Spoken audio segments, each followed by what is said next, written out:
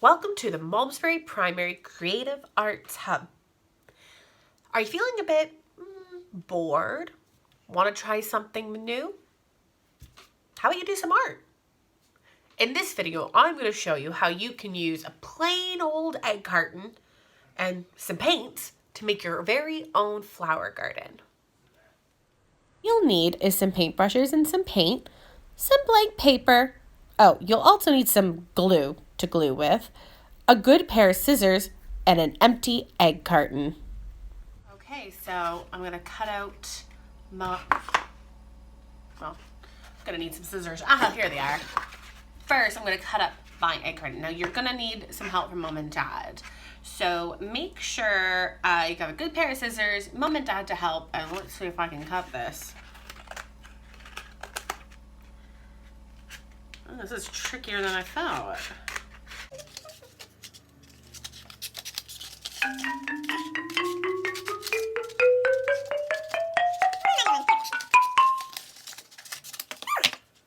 So once you've cut the egg carton in half, what you're going to do is cut out the individual cups. Now, this is obviously a sped up video, guys, so don't think I can actually cut this fast. And what I'm doing is I'm just creating petal shapes out of the egg carton cup. Now, I didn't do this, but what you could do is use a pencil or pen to draw out the outline of the flower. That way it helps keep the shape, or you can just freehand it like I did. I did rounded flowers, but you can also do pointed petals if you'd like to as well. Again, you might want to use a sharp pair of scissors to do this, and you might need mom or dad or your grandmother, older brother and sister to help you out with it. Now what I'm doing with my flowers is I'm just curling down the edges, so that way it looks like a nice blossoming flower.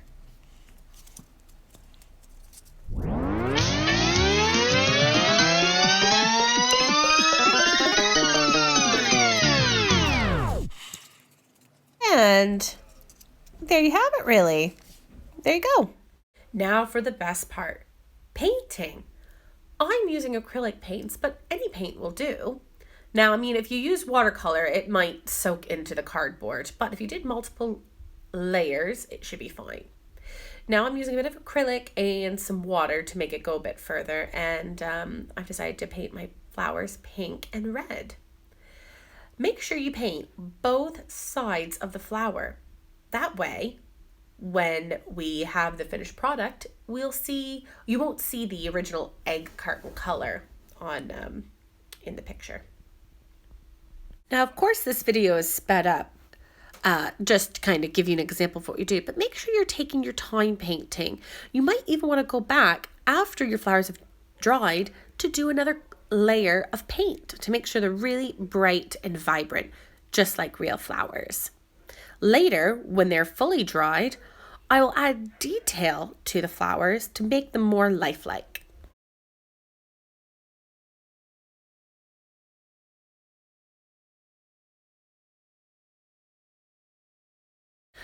When I'm finished painting my flowers, I will put them off to the side and let them dry.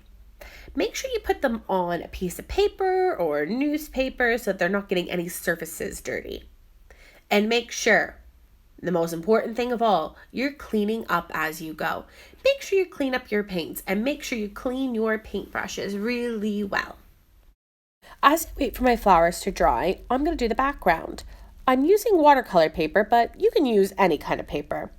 If you have a thicker paper, like watercolor paper, I like to tape it down my edges. And the reason for that is it makes a really lovely border after I take the tape off. So when my picture is all done, it makes it look really sharp. What we're going to do today is make a nice sky background. So I'm going to mix blue and a little bit of white. And what I'm going to do today is make a graded wash. Now, a graded wash is when it goes from dark to light using the same color. So I'm going to mix some blue and a little bit of white, and I'm really going to make sure the color is saturated. And then what I'm going to do is make sure my paintbrush holds, and I'm using a bigger paintbrush for this. I'm making sure my paintbrush has loads of colors soaked into the brush. And I'm going to start at the top, and I'm just going to keep brushing down. I'll brush down for a bit, and then as I go to make the graded wash, all you're going to do is instead of dipping it back in the paint, you're going to dip it into the water every once in a while. And as you dip it, it will become less and less saturated with color. So then you'll get this look. It'll go from dark to light. Now I wanted my top to be a bit more darker, so I'm going to dip it a bit more to fix it up the way I like it. And then there you have it, a really lovely sky background. Now, as I wait for my background and my flowers to dry, I'm actually going to make the stems and leaves of my flowers. Now, because I'm just using things around the house, I actually didn't have any green paper with me. But nevertheless, we can always be creative, can't we? So I grabbed a piece of paper and I got my green paints, and I'm actually going to paint my own paper.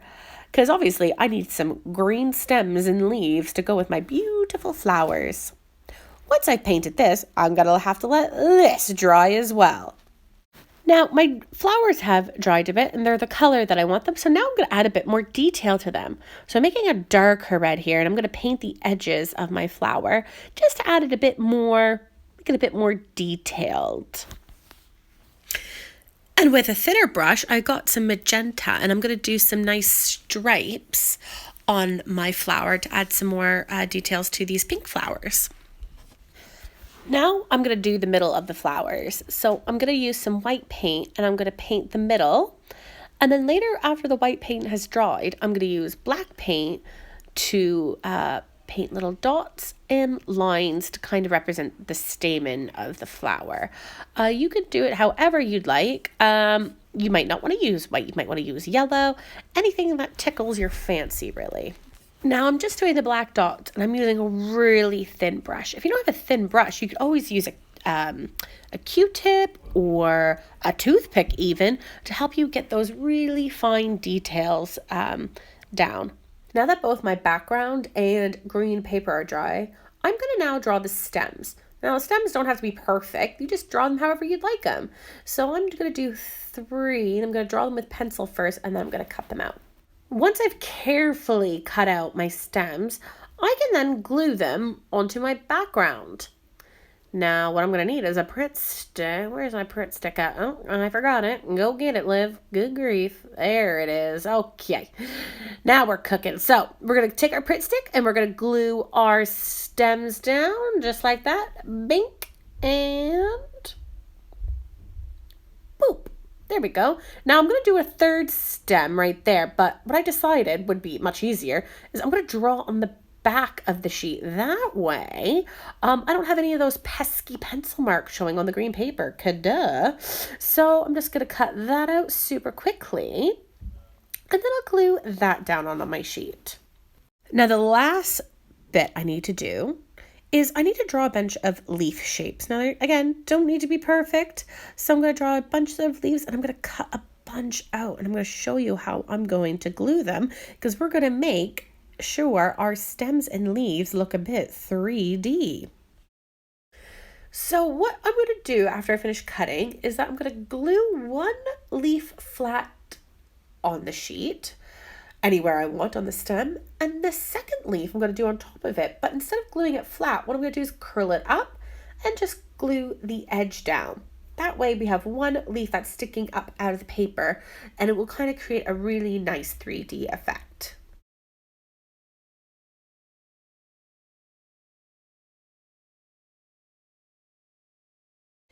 Now for the final step, gluing on your flowers. I'm using PVA glue because I know it's going to really stick really well once it's dry.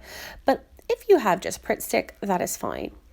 So all I got to do is stick my egg carton flowers at the ends of my stems, and voila, my very own 3D flower garden.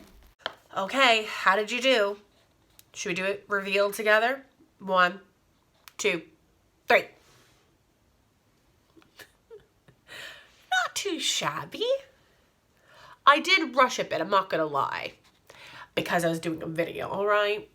But if I was gonna do this at home, I would have taken my time, especially with the flowers. But I do have a favorite flower. I do really like that flower because it did nice little details to that. And actually the red one I don't mind too. Oh my dear Lord, and one of my flowers is sliding. Oopsies.